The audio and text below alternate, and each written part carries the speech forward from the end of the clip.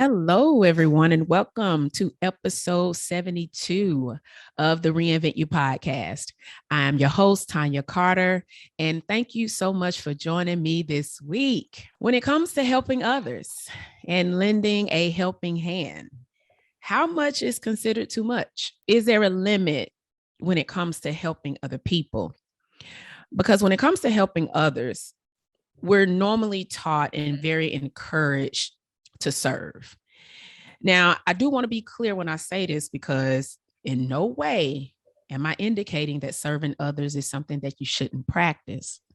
However, what I am referring to on today's episode are those who have been trained, whether that's been consciously or unconsciously, to always be the help, to always be the savior, and to always be the go to, no matter what the costs are involved, neither no matter what it takes.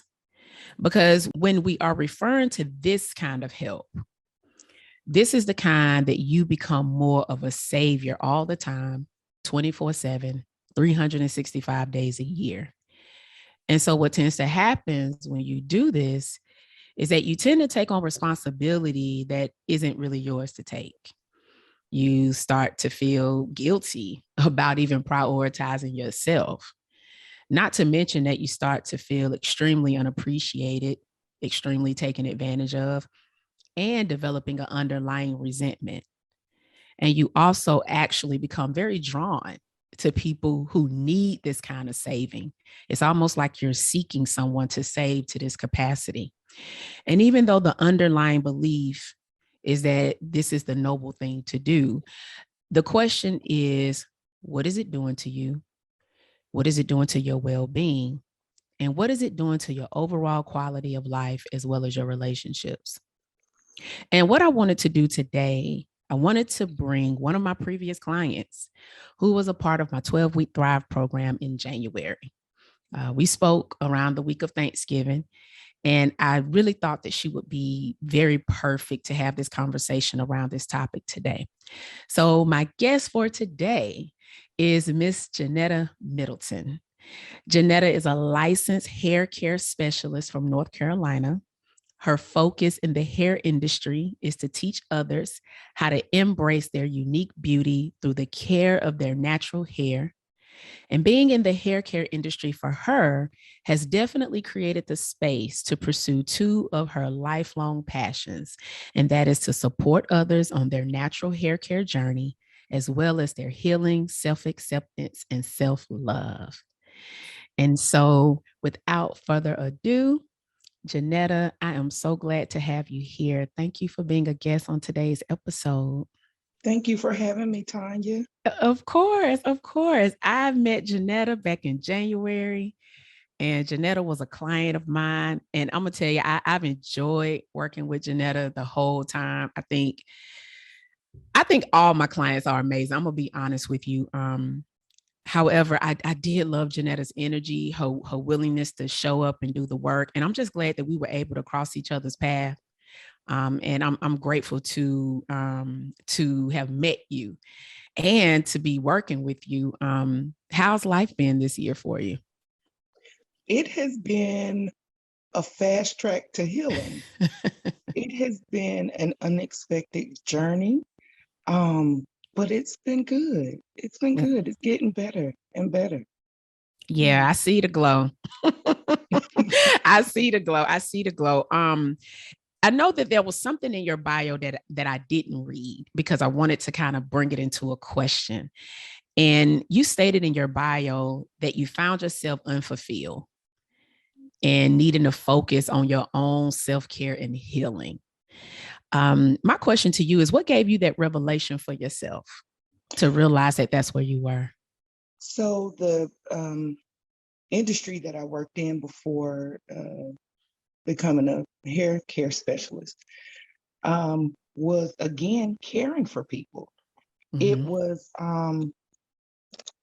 because it's what I like to do. I enjoy doing. So it was caring for people. And I was one of the first people that you see when you enter the company, right? And so, but I noticed I wasn't happy. I wasn't happy. I was always feeling anxious and depressed. And so I was like, okay, there has to be something else. What is it? I knew that I always loved doing hair. Ever since I was a little girl, one thing about me is I carried around my baby doll in my bag with combs and hair bows and some of everything else, right? But I knew that sitting at that desk, I was unhappy and I was burnt out. I was angry all of the time. And I was like, what is it? So I quit. I Mm. put myself through hair school and I quit. And once I did that, it gave me the space to focus on myself.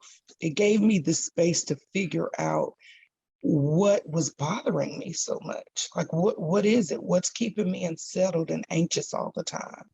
And so that's what led me to leaving and led me on the journey to my own self-healing and self-care.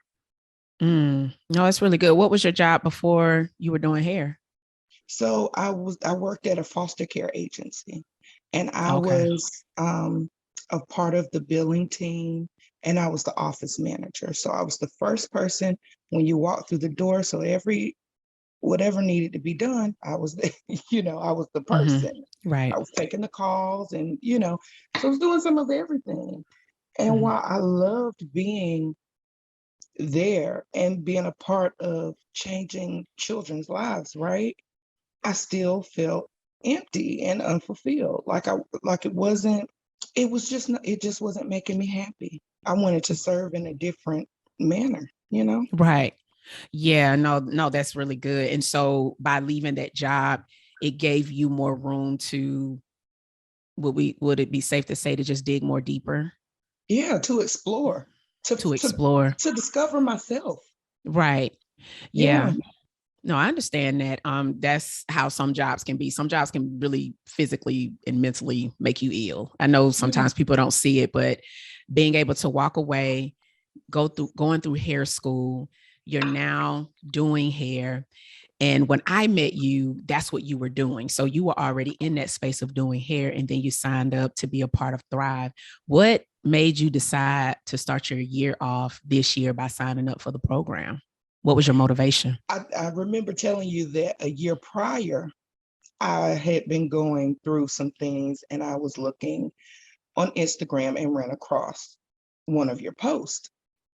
And I had written down, I had taken notes from what you said on that post. I do not remember what it was, and I wish I could find that paper, but I wrote it down. I wrote the date, and I knew that I wanted to take your class one day. So fast forward a year later, my marriage is falling apart or has fallen apart.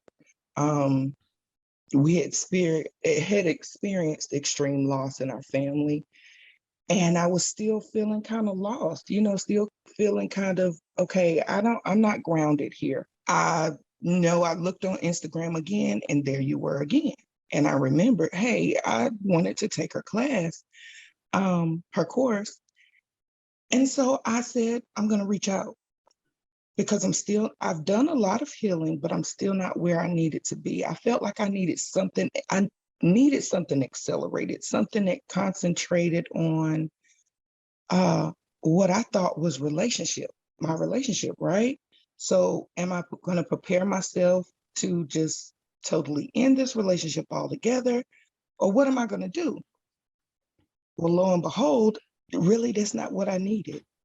I needed that accelerating healing and focus on myself, not the relationship. But that is what led me to taking the Thrive program. Okay, so you decided to say, hey, you know what? I'm going to join because there was more of an accelerated healing that I needed to do. And I know you mentioned that you said your marriage had got to the point where it was pretty much had fallen apart. How long were you married for? 16 years. 16 years. Wow. 16 years. Yeah, that's a long time to be with someone. If you could sum it up, what made you say that this relationship needs to dissolve? I was burnt out. I was at my wits' end. I didn't know what to do anymore. You know, I kept trying to fix it, but I couldn't fix it. There Right. was nothing I could do to fix it. Right. So I started working on myself. I took the focus off of the marriage so much and fixing other people and started focusing on fixing myself. What can I do to fix me? Because maybe I'm the problem, right? So what can I do to fix me? What can I do to fix me? And you said that, okay, let me just redirect that energy onto me. Mm-hmm. And I know working with you the 12 weeks that we spent together, there was a lot of ground that we covered during that time frame, but it was something that you said that always stuck to me. And I can't say it word from word because I don't remember the word from word part, but you said you found yourself always attempting to fix it or being the rescuer in your relationships. And I think it's safe to say that we're not just talking about romantic. We may just be talking about being the friend, being the daughter, being the mom, right? And so we're talking about different areas of relationships that we can find ourselves in. How did that impact you? And trying to fix every relationship, because it was every relationship, with parents. If you're connected to me in any way, I was trying to fix it. It Right. didn't work. It didn't work. It just left me unhappy and Right. and resentful. I Mm. remember feeling resentment in every relationship that I had in some way, even dreading to talk to people or be around them. So it caused me to seclude myself a lot because I'd be exhausted. Well, you have to be exhausted if you're trying to fix everything, right? Right. You're constantly Seriously. running in circles trying to fix everything and everybody. Right. And so what gave you the belief that that's what you had to do? Because I think it's one of those things where I personally believe a lot of people suffer from saving people or feeling the need to fix people, but also suffer with stopping it too. Like it's almost as if, okay, I don't want to do it, but I don't know how to stop. What gave you that belief to even think that that was something that you had to do? What was going on mentally with that? I believe it stemmed from my childhood and from having a lot of dysfunction in the home and somehow feeling as a child that I could fix. If I could just do this, then it'll fix what's going on here, right? Of course, as a child, I didn't know how to put it into words or know exactly what was going on or what needed to be fixed. And as a child, I can't fix anything, right? I can't Right. fix it. But I believe that that's where it started in childhood, wanting to fix it, wanting to hold everybody together, make sure that everybody is okay because nobody was okay. Right. So you gave yourself that pressure before you even really realized that you did. Mm-hmm. So do you remember maybe the age on when you felt like that's what you needed to do, or that was something that you thought would make things better? My earliest memory would have to be around 5 years old. And I Wow. can remember saying, my parents were going through something.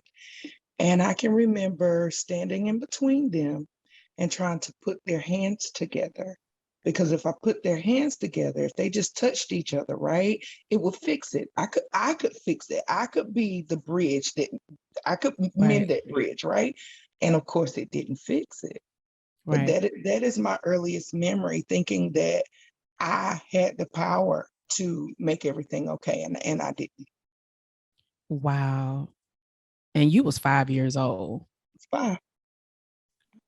Did you ever think that that was the connection I at didn't first? until this year. I did not. Right.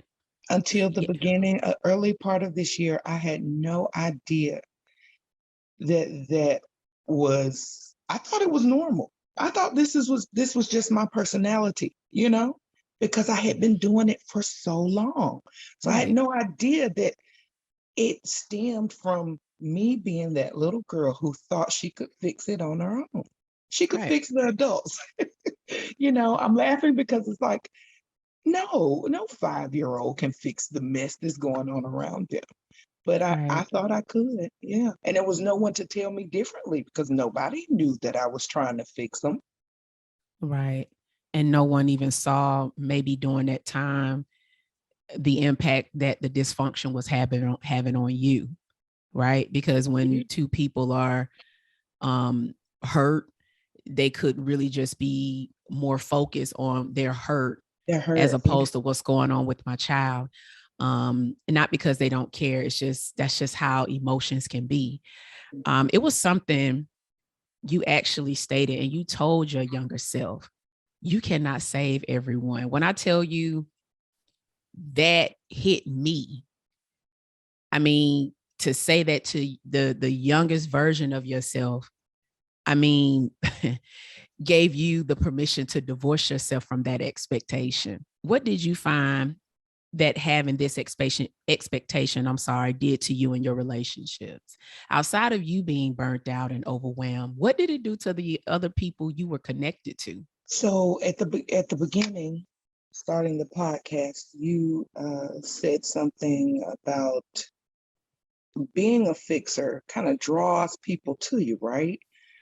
So I looked around and I noticed that everyone in my life expected me to fix something. All of my relationships, all of them. So whether I was born into people who looked for other people to fix them, or, you know, into a family that does that, or whether these were people who I chose to be my extended family, everybody was looking for me to fix something.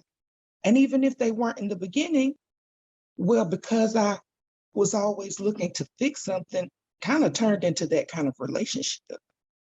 Right. So the relationships were all kind of in shambles a little. You know, the surface seemed okay, but it really wasn't. There were boundaries that needed to be set, because when you're a fixer, you don't really have boundaries at all, because you allow anything and everything to happen, because you just want to, let's fix it by any means, just like you said in the beginning. Let's just fix it. Right. Yeah. Wow. So I noticed that everyone relied on me on those tough moments, even something they could simply fix themselves. If they got a little frustrated or flustered, I'd be the first to call. Hey, can you do this? Can you fix? I'm like, without even thinking, I'm trying to fix it. And some things are just, they can fix it themselves or don't need fixing. Not everything needs to be fixed. Right. And by you discovering that, this started when I was 5 years old, thinking that if I fix the problem, maybe even that brought a level of validation for you. And then you're unknowingly seeking that as an adult, perhaps. Yeah. And also I realized I didn't want anyone else to feel pain. But pain is a part of life, right? It's a part of life. We all feel pain. So I wanted to alleviate everyone's pain. I didn't want anybody to hurt. I didn't want anybody to suffer. So if I fix it, you won't hurt and you won't suffer. Right. Not realizing that you were the one who was in pain. I was the one and suffering. You were the one who was suffering. Yeah. I mean, when you think about it, that's a lot of weight to carry. Like, if you all are listening, think about it. You literally just said, I don't want anybody to feel any pain. So you were willing. So when you don't want somebody to feel anything, you're willing to take on that burden for them, even though that may not be what you're saying. That's what you're doing. And you're doing that by always rescuing. No, that is really powerful. Let's go back to your marriage for a second, because you mentioned that you were married for 16 years. And you also came to this revelation that, hey, I have unknowingly been carrying a subconscious belief that I'm supposed to fix everybody by any means necessary. I'm willing to take on the pain just so they don't have to experience it. Is it safe to say that you did the same thing in your marriage? Most definitely. Definitely. I did. Absolutely. You know, when you have these relationships, no matter what it is, but especially in a marriage, someone gets used to you trying to fix everything and taking on so much so that they're not hurting, they're not having any issues. Then once you change and you realize, hey, wait, I don't want this load, right? Then it causes more friction, because they're like, hey, wait a minute. no, this is what you do. This is our thing. This Right. It's like you created it. Like what we doing? Like how we go? And it's not, it's yeah, like, well, hold on. I didn't sign up for yeah, this. You started yeah, this. You finished it. Absolutely. I get it. yeah. So yeah, I'm when I say in every relationship, when I sat down and evaluated every relationship that I had, I could see how I would take on other people's pain points, whatever it was. It's the simplest thing to the greatest thing, whatever it was, I would take it on and I would wear it like a shirt, like a badge of honor. I really would, like a crown. I'd walk around in it. I can remember anything could happen and I would take it on. Okay, let me take care of it. I'll fix it, you know? Right.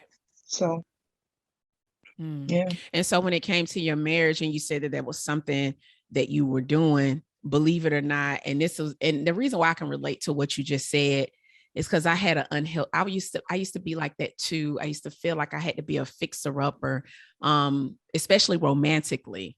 I used to really take people on as projects and thinking, okay, you know what, I can fix you. But then it ended up being like a parent-child relationship where it wasn't no level of mutualism, or it wasn't like a companionship. It was almost as if I had another child. Did you feel that way? I did. And I felt a lot of resentment towards him because of it. It wasn't his doing, it was mine. It was all Right, me. It was all me. But I definitely felt like I was the parent, he was the child, and I resented him for it. right. Did you lose respect for him? I did. Yeah, I did. Respect was one of the first things to go. right.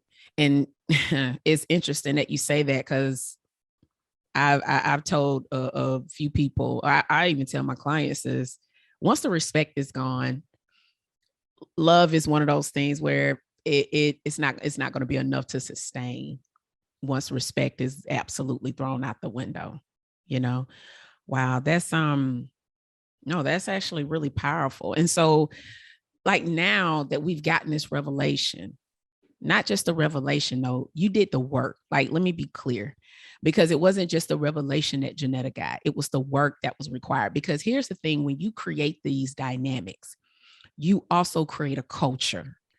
You develop, or you show people this is how you treat me. That's how you're teaching them. So let me be clear. So when people be saying, oh yeah, I realize I can't save everybody. Yeah, but then the question is, how do we stop saving?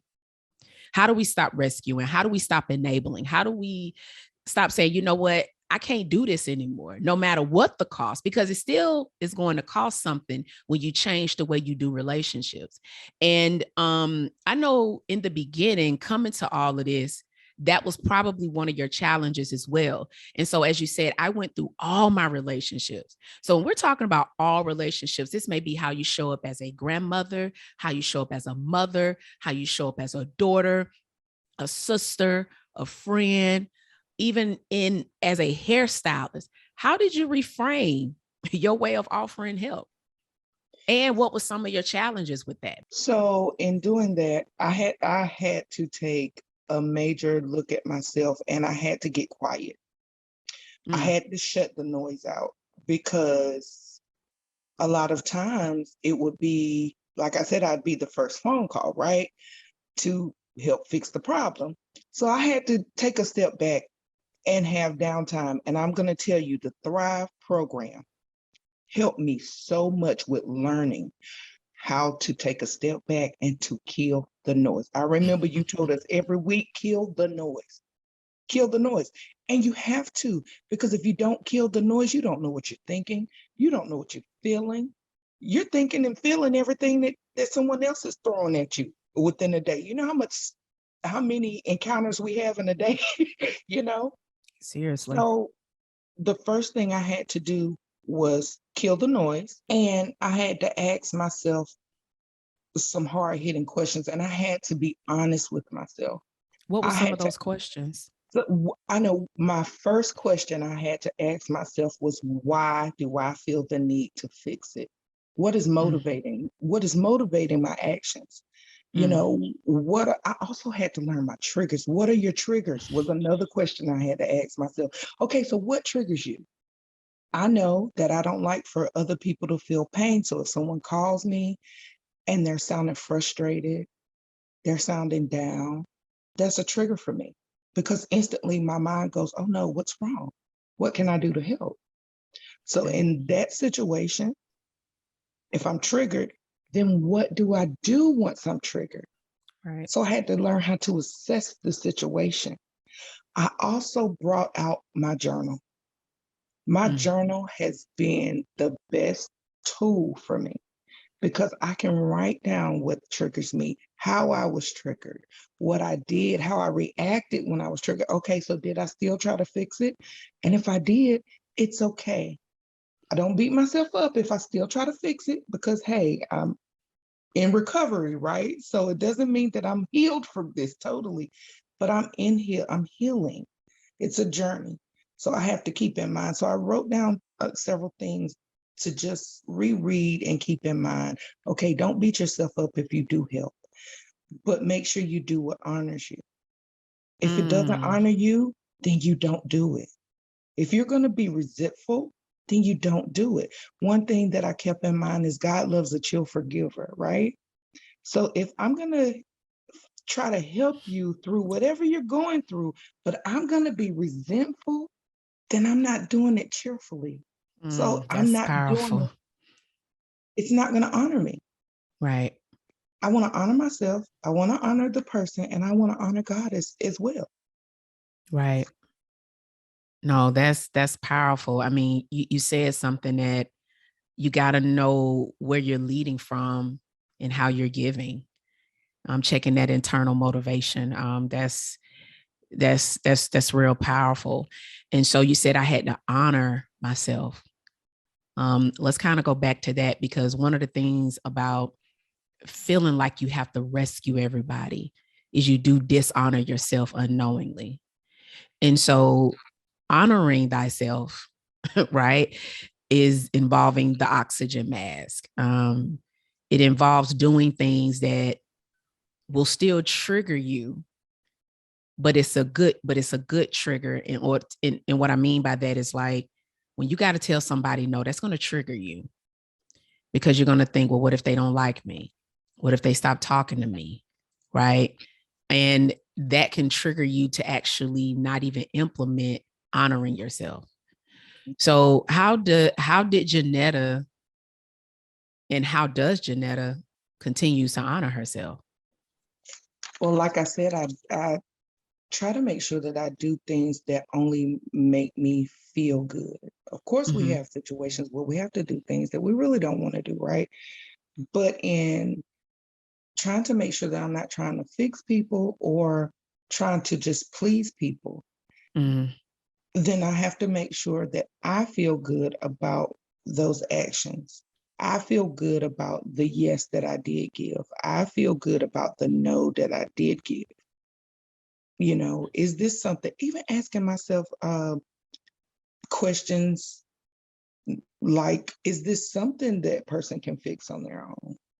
Mm, that's Because good. sometimes you're the first person, you're the first line of defense, but the person can work the problem out on their own. Right. Sometimes when you step into the role of being a fixer, then the person doesn't automatically use the tools that they have. They just use you, and that's it. Ooh. Ooh.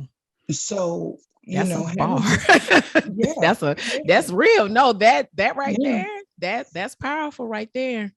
Yeah. So it seems, I had to tell myself that I can't manage other people. I have to manage myself first. I'm my first priority. And that's one of the ways that I honor myself by letting myself know I am my first priority. I have to be sure that I am managing myself and managing my time and not trying to manage other people. Right. It's too much to do that. And by being honest with myself, okay, if you do this, are you being the first priority? If I drop what I have going on to take care of what they have going on, am I making myself the first priority? And most of the time I was not. They were the first priority. You know, the saying, you can't pour from an empty cup. My cup was constantly empty Yeah. because I always dropped what I had going on. I couldn't focus on myself. I couldn't focus on my business. I couldn't focus on what was really important to me because I Right. was focusing on everyone else. So in honoring myself, I be sure to focus on myself first to make myself the priority. Did you lose any relationships with that new declaration? I did. You did. I did. But I did, and I was prepared for it. So even in knowing that you were the rescuer and you were that person that felt the need to save everybody, is it safe to say that there was a part of you that knew some relationships would end? I Because the did. only benefit they had with you is what you can do for them, For them. not just Yeah. for who you are. Yes. Wow. Yes. It was. It Mm, was. And the Thrive program really prepared me for that. I can distinctly remember in the program you saying, hey, it's people are gonna fall away. But it had already started to happen before the Thrive program because I started changing how I moved some. You know, I didn't really realize, okay, I'm being the fixer, but I realized, okay, something has to give. So I'm just gonna stop doing a lot of what I'm doing. I'm gonna get quiet. And a lot of times people don't understand your change. They don't understand it. They don't know what's going on behind the scenes. They just know that you're not doing what you normally do for them and with them, right? So right. they think that you're changing toward them. They don't realize, no, you're just changing yourself because you don't like how you feel or what Right. you do. You know, so a lot of the relationships, I didn't have to cut them off myself. They just fell away. Wow. I like that. You said I was prepared. You just was prepared for the possibility of changing and reevaluating how you're going to do that relationship. I like that. Um, Out of the 12 weeks that we spent together, what would you say will probably be your top three that that has really helped you even now? Like, what are the top three that you really feel like were game changers for you? My number one week was speaking to myself, my younger Mhm. self, I felt that speaking too to when you my did younger it. self, speaking to her. She needed me, and I didn't know how much she needed me. Mhm. I had abandoned her. Yeah. And she would come around and try to tell me, hey, look, I'm still here. I still need you. But I had abandoned, I wouldn't hear her voice because I was too busy trying to fix everybody else and not fix me, her. Right. So that would be my number one week. Um, I believe my second biggest week was the very first week. Mm. The very first week. Because in that week, we have to sign a commitment to ourselves. Yeah, you do. And that commitment is a game changer Hmm. because you have to commit not only to the program, but you have to commit to self. Yeah, You have to you commit to do. self. Yeah. Thrive program is a program that if you're not ready to do work, you don't sign up for the program because it's going to change your life. It's going to change you. So I would say that was my number two. Wow. Number three, forgiveness. The forgiveness week. Yeah. The That's one of forgiveness the week. that's one of the toughest ones for. I mean, listen, that right there, I'm telling you, it's almost like sometimes I'd be like, let me get off camera so I can talk about forgiveness. It's one of those things where it's tough. Yeah. The forgiveness week was very powerful because I evaluated all of my relationships and all of my interactions from being that little girl until now. Mm. And I realized that I didn't necessarily have to forgive a lot of people. I needed these people's forgiveness. Wow. So I Really? think, yes, yes. And not only did I need their forgiveness, but I needed to forgive myself. Mm. I needed to forgive myself for not showing up for myself. So that, and between that one and the talking to your younger self, they kind of are in competition because those were very powerful weeks for me. Mm. Right. Because being at 5 years old, I'm sure you felt maybe even some part of it being your fault. Mm-hmm. Right. Mm-hmm. And then thinking, if I can't fix it, then it really must be my fault when it was never your burden. It was never yours to carry, and just going back to even forgiving yourself for even putting that type of pressure on you at such a Mm-hmm. young age. Yeah. I remember it being a powerful week for you. I remember you saying, I got to go back and ask people for forgiveness. And I thought that was powerful. To come to that revelation, because forgiveness can be challenging.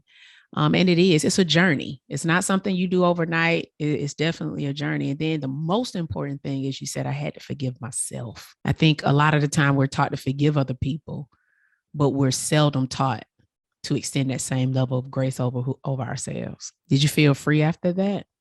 Did you I feel like did. a lot was free? Yeah. I did. I did. I remember during that week, you said, remember that no response is a response. And there was one person that everyone else that I reached out to, they contacted me back, or I was able to talk to them and ask them for forgiveness. I had one person that did not respond. And at first, it kind of bothered me. And I Right. just kept saying, no response is a response. I wasn't able to tell the person how I felt and to ask them for forgiveness. So what I decided to do was get out my journal. I got out my journal and I wrote to that person. I wrote what my feelings were then, what my feelings are now. At that time, I wrote what I did wrong and how I wish I could right that wrong. And I just poured out my heart in my journal. Wow. And after writing the letter to that person, I then wrote a letter to myself at the age that I was then to that person. And I asked her for forgiveness and I told her I forgive her. Because honestly, I didn't know. And sometimes we do things we act out of ignorance or Yeah. lack of knowledge. And so Mm-hmm. I just didn't know. So I Yeah. had to forgive myself. Yeah. Absolutely. Or even our own hurt. Yeah. It happens. That's why we're human, and grace is really undeserved favor. You don't earn it. It's just something you get just because of who you are. I love that. I'm gonna tell you something, y'all. I Working with Janetta was amazing. Um, Janetta is one of those clients that when she signed up, she was ready, right? For herself, right? This was about her. And I remember some of the things. You was like, you purposely shut down things. Like Janetta, like, was closed. Okay. Like, you was closed. Like, the house of Janetta was closed. Like, during this time, I gotta hone in and focus on me, myself, and I. And you did that. Like, I can respectfully say that you did that. Even it was a week that I think you weren't even feeling well. You still got on that call. You was like, I gotta keep going. And I mean, I just want to first say thank you. Thank you for allowing me to be a part of your journey. I'm loving the woman that you have grown into, and you're still becoming. Like, of course, it's a never ending journey. It's been close to a year.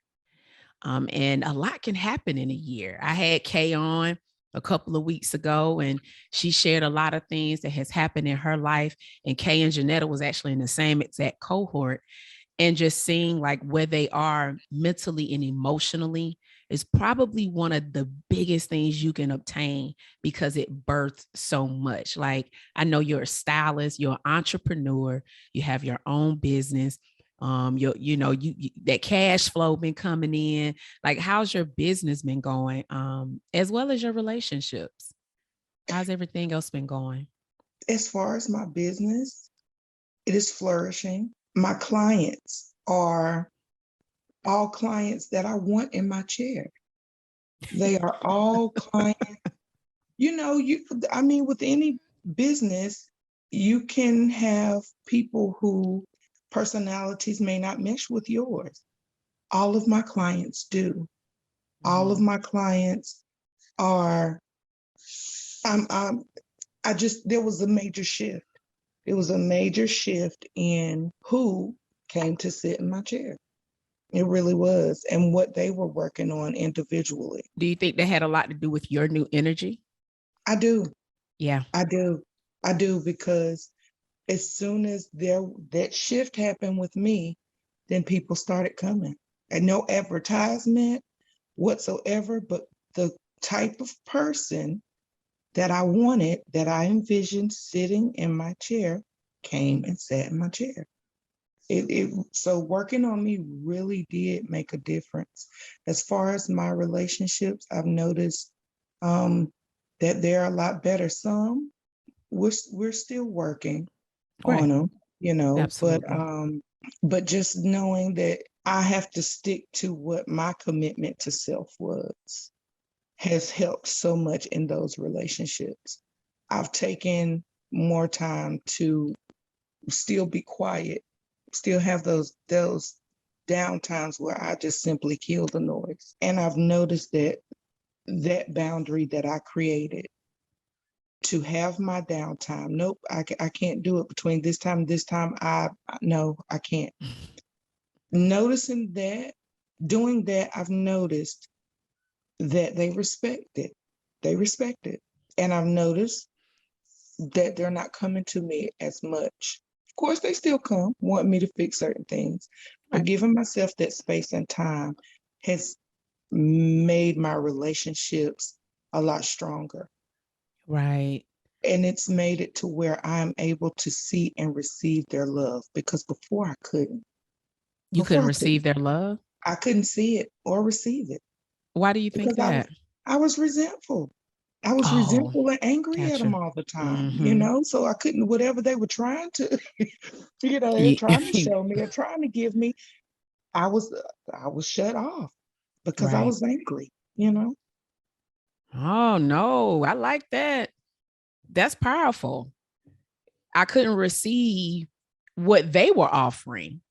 So again, it goes back to say, okay, sometimes it isn't the other person, right? It's just what we're doing. And I know that can be a tough pill to swallow, right? Because when you're always in that mode of fixing and saving and rescuing people, you don't even realize the help that's being extended and offered to you. You automatically shut it down. You automatically say no, or again, you don't even think you deserve it, right? The story is always, I'm doing this. I had to do this for such and such.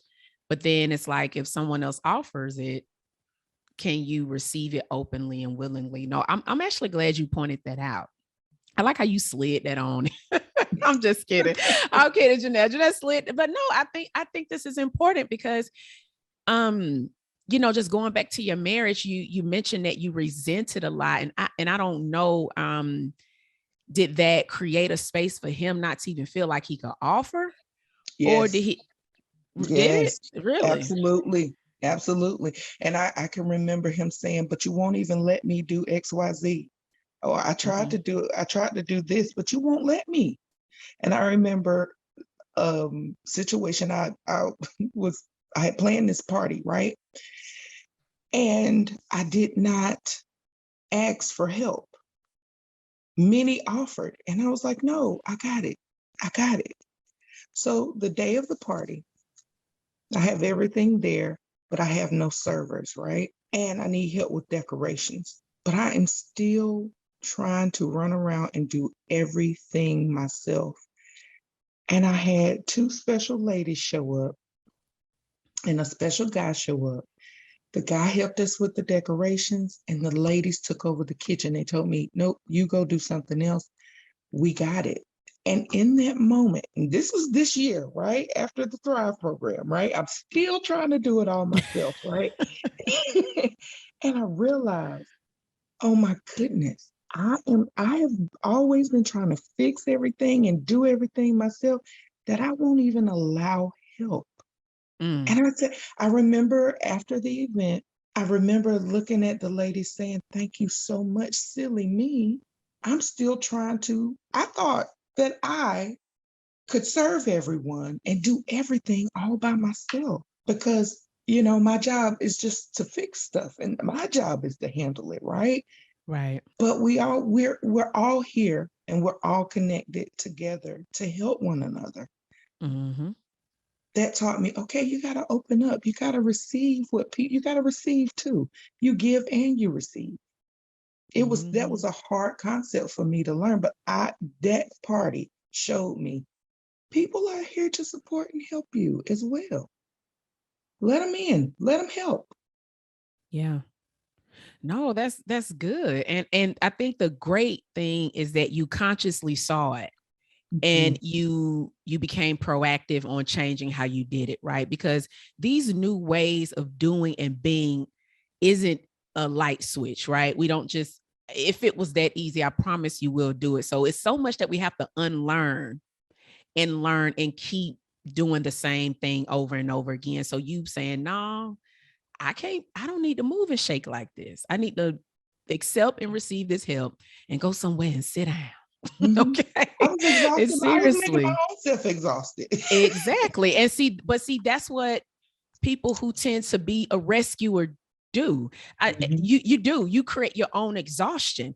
There's a level of exhaustion we're going to experience just because we're here on this earth, but the unnecessary exhaustion, the constant exhaustion, the 365 24/7 exhaustion, the same story of I'm tired, I'm sick and tired of people asking me. That right there can be something that we're creating and not knowing, right? Because I want you guys to understand, going back to just being 5 years old, it was developed, and for some women that I know, they've always seen their mothers just be that type of woman, just never off, always on, right? And so we unconsciously pick it up, even though if our mothers never said, you don't need to do that, or maybe even our dads.